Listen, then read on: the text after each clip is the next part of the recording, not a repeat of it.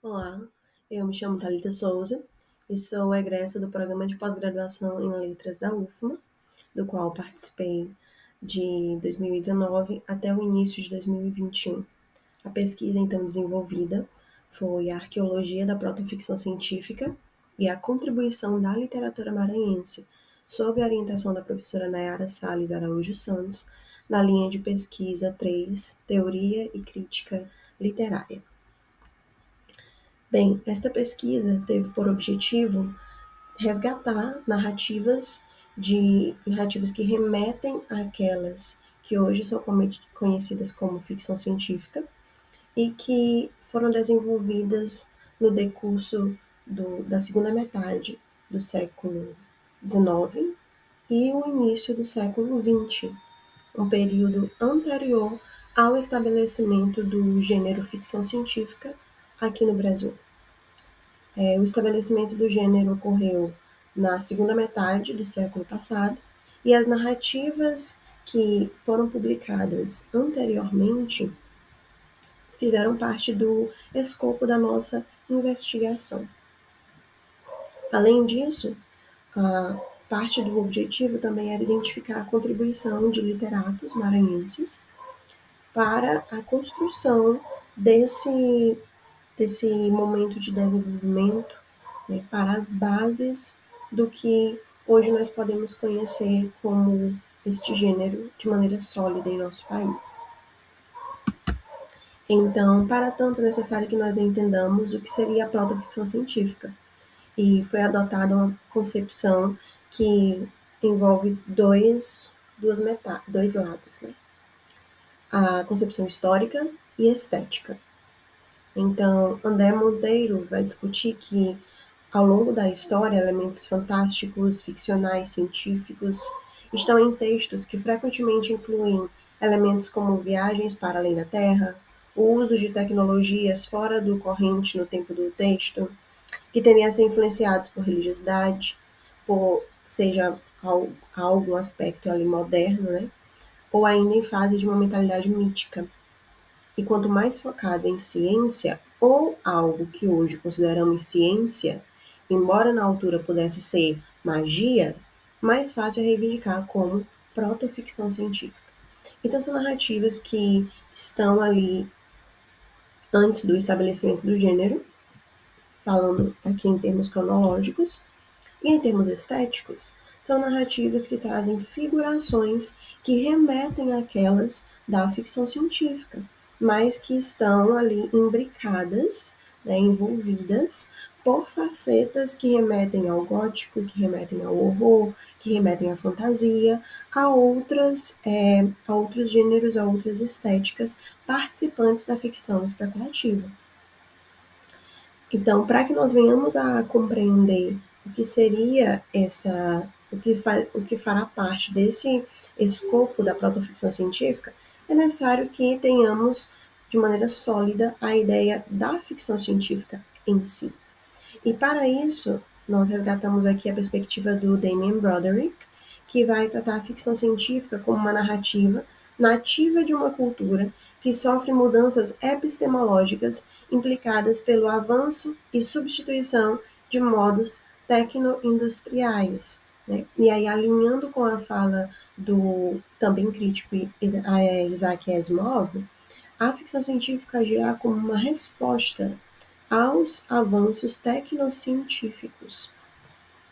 E isso fará com que nós tenhamos ícones nessas narrativas, como o cientista, como a nave, como o robô, e que toda essa narrativa seja centrada no elemento da ciência.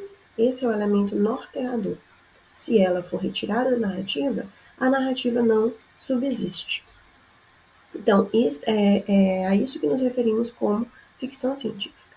Essas narrativas sobre a qual falaremos posteriormente são histórias que trazem elementos que remetem à ciência, que remetem ao método científico, que trazem não cientistas por si, mas que trazem homens da ciência, muitas vezes na imagem de médicos, né? que quando trazem cientistas, esses cientistas não se baseiam na ciência em si, mas em um misticismo ali misturado com estudos. Então, tudo isso vai compreender aqui a protoficção científica. Então, é necessário que seja observado esses dois ângulos, a historicidade e a estética da narrativa. Então, com base nisso, primeiro nós realizamos um resgate das narrativas de protoficção científica, né, em geral, e como essas narrativas foram recebidas pelos leitores do seu tempo, né, e como posteriormente influenciaram nossos escritores brasileiros, que passaram a escrever e estar inseridos no megatexto da ficção científica. Então, trazendo aqui uma reflexão sobre os primórdios do pensamento humano acerca da ciência, observa-se que no início, em tempos antigos, a ciência e o sobrenatural caminhavam lado a lado, uma vez que aquilo que nós hoje entendemos como o representante da ciência que busca explorar o mundo, que busca identificar os parâmetros e as leis naturais e aquilo que governa o mundo como nós o vemos, antes era representado pelo filósofo e anterior ao filósofo a figura sacerdotal, o líder, o líder místico, né, o líder religioso. Então, essa figura foi evoluindo ali de modo que, à medida que o conhecimento se estruturou, à medida que as escolas do saber foram inauguradas, que as discussões a respeito do conhecimento, a epistemologia social, à medida que essas discussões evoluíram, nós tivemos essa figura ganhando cada vez mais especificidade, né? E chegando ali ao conhecimento estruturado e à figura do cientista. Então, observa-se essa conexão entre a exploração do conhecimento humano, a figura responsável por essa exploração, por esse buscar o desconhecido, e o âmbito do sobrenatural.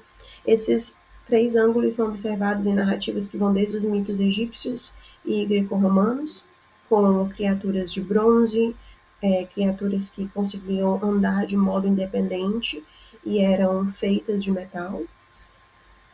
Também passando por narrativas que são chinesas, hindus, budistas, sobre pensadores, inventores, criando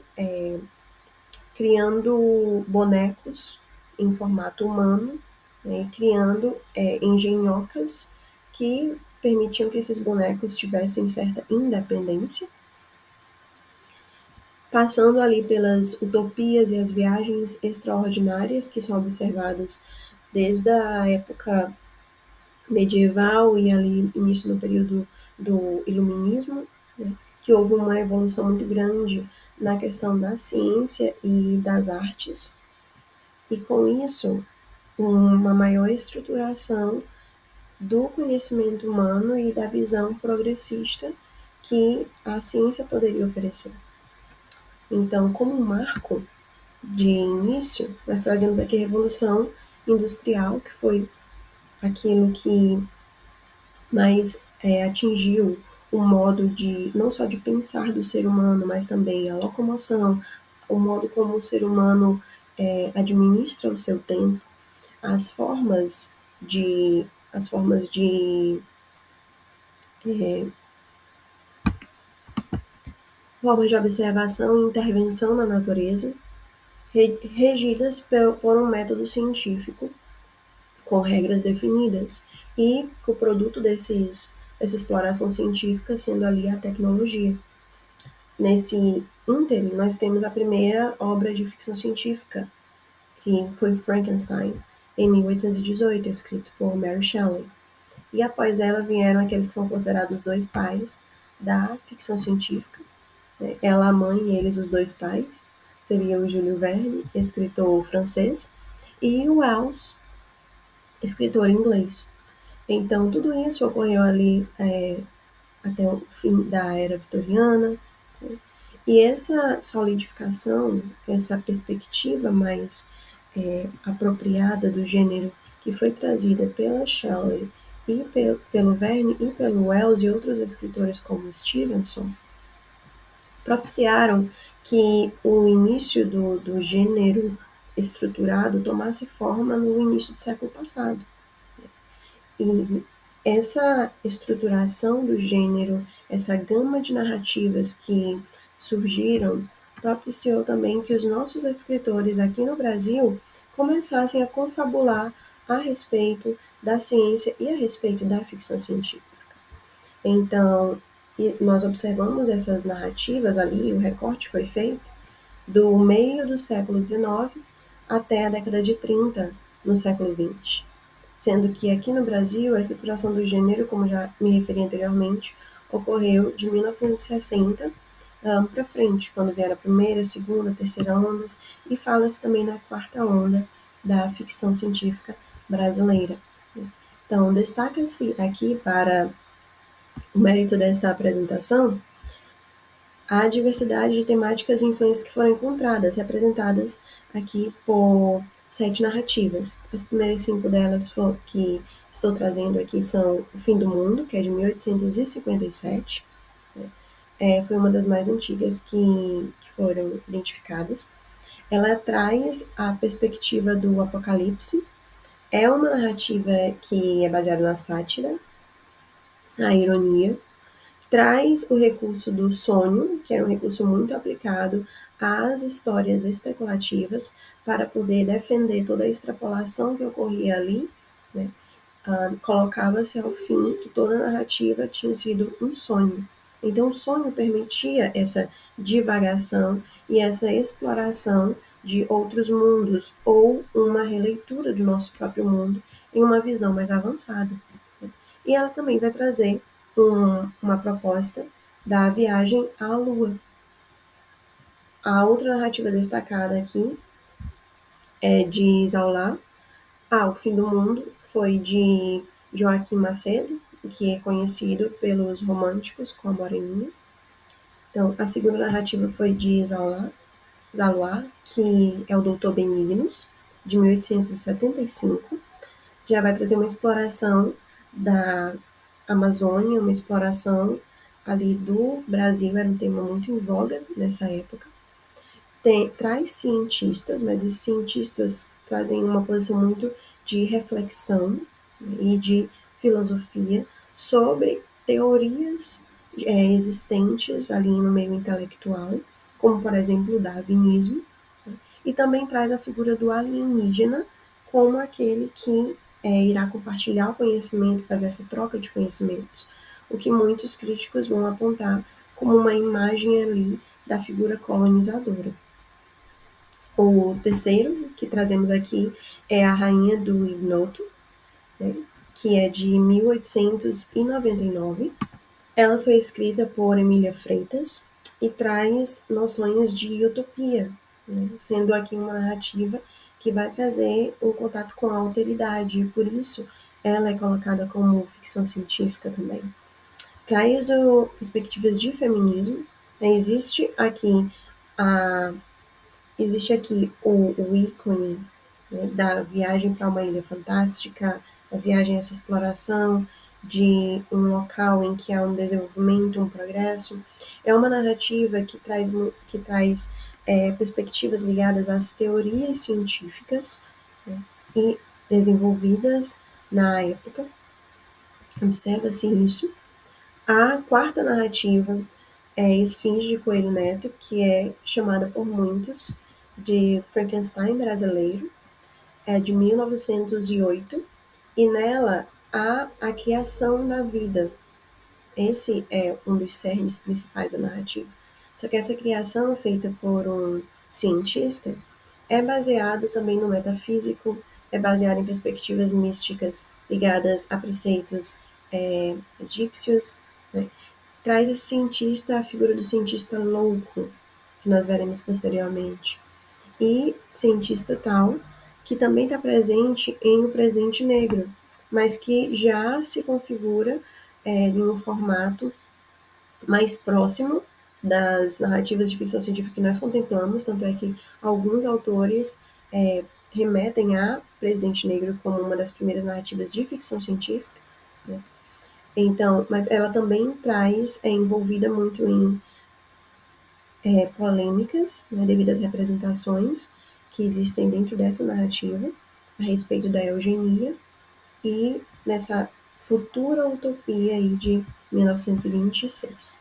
E como objeto de análise específico da contribuição maranhense, nós trouxemos nessa pesquisa A Sombra, de Coelho Neto, e Morfina, de Humberto de Campos. São dois contos, A Sombra é de 1927, e ele trará um cientista que mata a sua esposa com injeções de uma bactéria.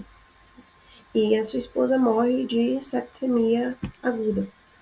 Só que esse cientista é atormentado por uma sombra e ao admitir o seu crime, ele afirma que na verdade não foi ele, não foi o marido que matou, foi o cientista. Então há a figura também aí do duplo, há a perspectiva da sombra como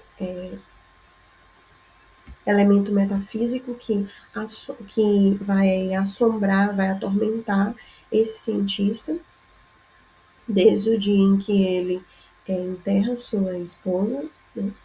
E essa narrativa também é perpassada por muitas figurações que remetem tanto ao fantástico quanto ao gótico. E o método utilizado para matá-la, né, foi injetar em um fruto os, todos ali as bactérias, né, e dar para a esposa, de modo que a esposa morreu ao consumir. Então, observa-se que não há uma leitura apropriada, né, da ciência, observa-se que ainda é algo muito primordial ali, e isso também reflete o desenvolvimento científico brasileiro, que nesse período ainda estava muito em discussão as questões referentes aos vírus e bactérias, né? E aí o telespectador vai remeter-se à revolta da vacina de 1904. Então, toda essa discussão sobre a vacina, sobre os vírus e os seus efeitos no corpo humano, sobre o malefício ou benefício, era muito presente no imaginário.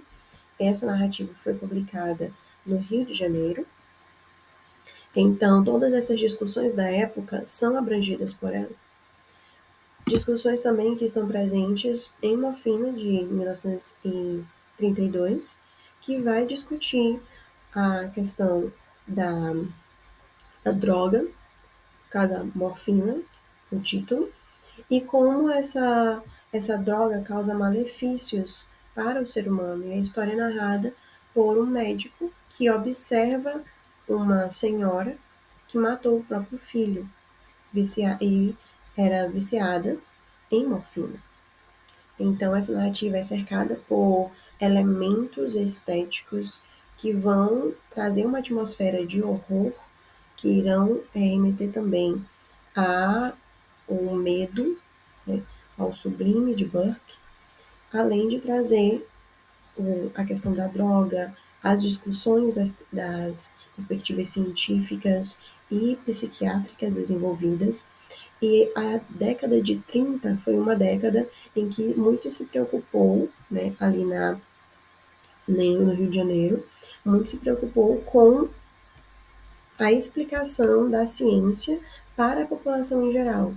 Então, em relação à década de 20, foram anos com investimento em discussões, em palestras, em visitas de cientistas, para que o conhecimento científico e as suas consequências, os seus produtos, fossem mais difundidos na população. E observa-se uma maior estruturação ali da ciência em morfina, se comparado com aquela figurada em A Sombra. Então, essas duas narrativas são representativas da contribuição de Coelho Neto e Humberto de Campos, que também criaram outros contos, né? E além do Humberto de Campos e do Coelho Neto, também observa-se a contribuição de Aloysio Azevedo, que criou uma narrativa teatral inspirada na Viagem à Lua, do Júlio Verne, e todas as obras e contos identificados na pesquisa estão arrolados na estão relatos aqui ao fim da pesquisa, né, que está disponível no site da UFMA para todos aqueles que desejem acessá-la e contemplar. Muito obrigada. Aqui está o e-mail para contato, para trocarmos futuros estudos, né? E eu prossegui após as nossas discussões e após a exposição dessa pesquisa, eu prossegui estudando a respeito do desenvolvimento da sociedade e o desenvolvimento tecnocientífico e sua ligação com a literatura. E atualmente eu tenho me debruçado mais nos estudos asiáticos, especialmente das narrativas chinesas, a respeito da ficção científica e de sua hibridização com o gótico e com o horror. Muito obrigada por este momento. Eu agradeço a oportunidade de apresentar aqui a nossa pesquisa.